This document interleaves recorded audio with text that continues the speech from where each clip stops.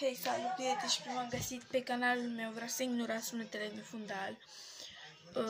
Da, țin cu războinicii, ca să știți. Da, v-am spus, ignorați sunetele din fundal. Nu știu ce copil zdrav nu mai face videoclip la ora 11 să te machiezi. Nu știu dacă voi faceți la ora asta. Nu știu. În primul rând vreau să mă mulțumesc pentru urmăritori, pentru abonați. Pentru că mi-am creat alt cont de TikTok, Deni123, unii cu Y. Și da, hai să punem stop, să scoatem machiajurile de aici și revenim. Bun, prieten, mi-am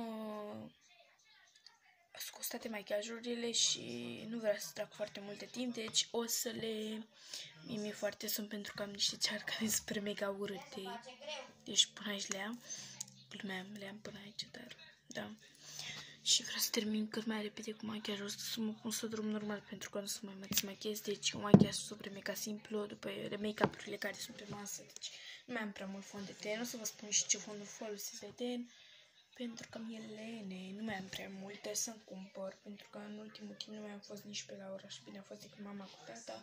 Nu mai am fost pentru că nu mai am fost și când eram la oraș am uitat să-mi iau, deci ori uit. Dacă mă duc numai după lucrul ăla, nu uit, pentru că știu că nu uit. Și nu știu. Upsi. Mi se desface și asta de aici, de jos. Deci l-am desigurat complet. Trebuie să-mi iau altul.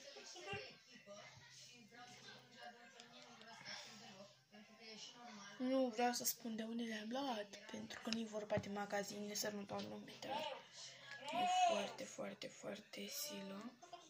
Și nu vreau să trag prea mult de timp, pentru că trebuie să spun fiecare make-up în parte și mi-e silă. Eu de fiecare dată folosesc cam atâta fond de ten. Da. Până acum folosim numai fond de ten. Și nu-l tinde bine pe ochi. Eu nu pot să mă uit la voi, mă uit la oglindă, pentru că nu am dat prea mult și nu se vede pe fața mea, pentru că sunt puțin închisă la ten. Și încerc să nu iau fond de ten, dacă este de ajuns. Voi ce ziceți, de ajuns?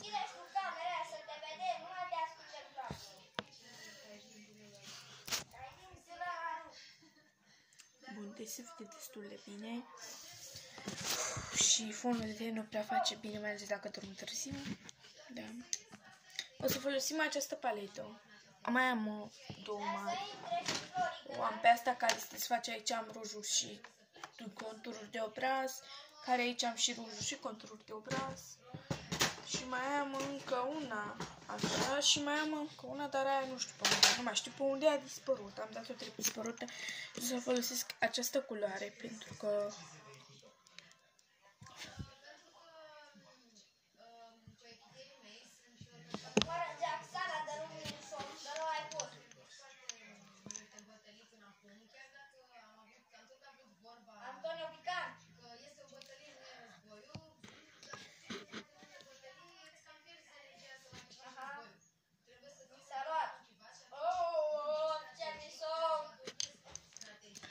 da, păi ne facem ochii și revenim. Bun, prieteni, am terminat. Cam așa arată de ochi, am dat. Deja vedeți, am patul deja făcut. Deci, la asta am terminat. Încă nu sunt terminat, încă arată atât de oribil. Și am acesta pentru că nu sunt vexată la sprâncene, deci încerc să mi le fac și să-mi dea o formă frumoasă ca ele, să nu pară nici groase, dar nici prea subțiri. Vedeți ce părciufurit am mâncat, vă dați seama, pentru că nu se mai reprinde să-l las așa. Când stăteam degeaba în pat, internetul nu prea merge bine. Acum o să folosim acest tuș. Bun, nu vreau să mă măzgăliți la uite și revenim după. Bun, mie nu mi se pare că machiajul ăsta e un machiaj Mie mi se pare pentru că e foarte simplu și super mega grăbit. M-am chinuit foarte mult să mi le fac. Vedeți, pentru că aici asta e prea groasă.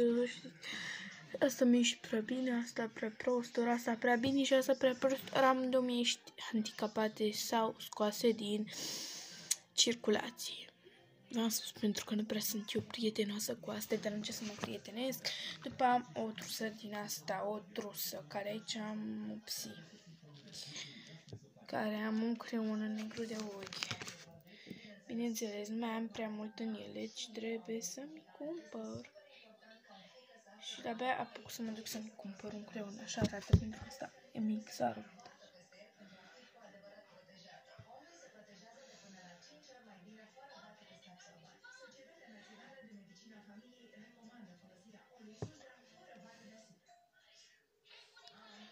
Sunteți inconștienți pentru că o să mă ostră ochii o oră când nu se dorm. Vedeți, pentru că nici nu e așa lăsată amprenta asta pentru că...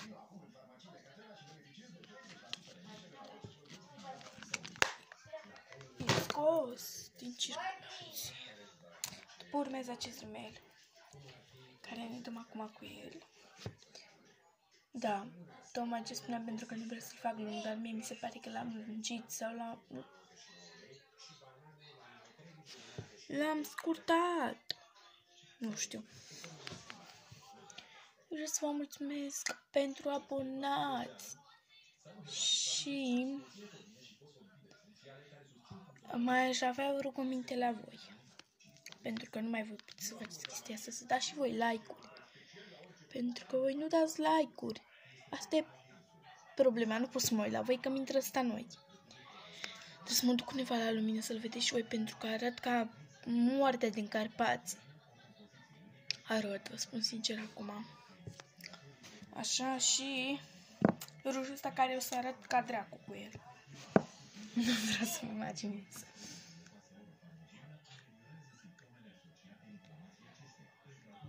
Nici nu știu dacă videoclipul ăsta o să fie postat.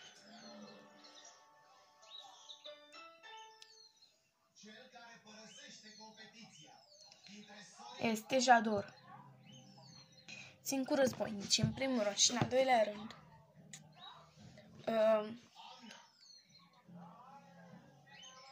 Tot, cred că și voi țineți tot cu...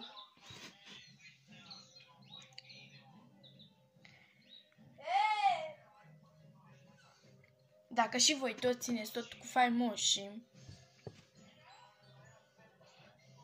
țineți din cauza lui Jador, pentru că vă spun sincer, majoritatea din țară ține cu faimoși, pentru că Jador a intrat acum, da. Hai să spun și de ce mai e aici negru la coadă și aici.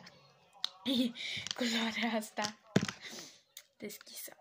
De ce? Pentru că aveți dreptate să-mi dau cu ruși. Păcat de machiaj, păcat de make-up-urile care le-am folosit.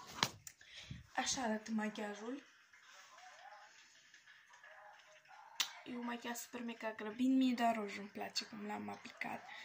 Pentru că e cel mai bine din zilele mele care am aplicat un machiaj. De cocoazic. A, da, să nu uit astea. Păi, când mi-am făcut cu tuș, am venit cu dunga asta de aici până aici și nu mai am șters. Pentru că e un tuș, nu știu, cam rar să mai nimeresc tușul din asta, adică până vorbesc că voi mai fac și astea aici. Și eu sunt cam desordenată, le arunc pe unele nimeresc, știi, în cutia asta.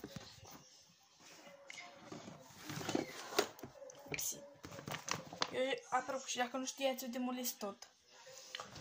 Upsi.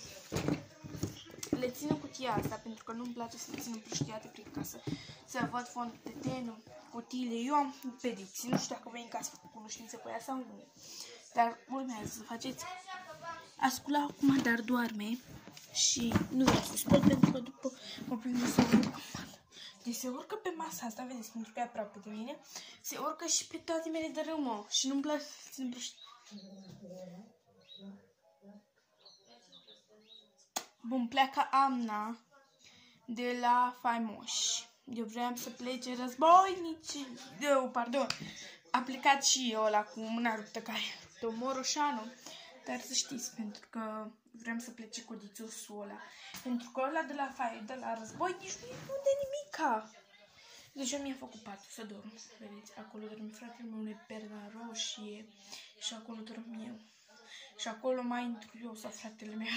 Că nu avem loc. Eu nu am dinții, altă țin roșu, dar... Da, așa, apropo de coadă și să nu mai șterg, am dat cu culoare din asta și ia uitați. Dar să știți, pentru că am realizat-o mai... Parcă partea asta îmi place mai mult. Chiar dacă am șters-o, am realizat și părul ăsta. Dar dacă vine coc, vine și mai bine. Dar eu zic că vine mai bine cu așa. Bun, păi eu ce să vă zic? Noapte bună. Și dați like-uri. Multe. Vă pup!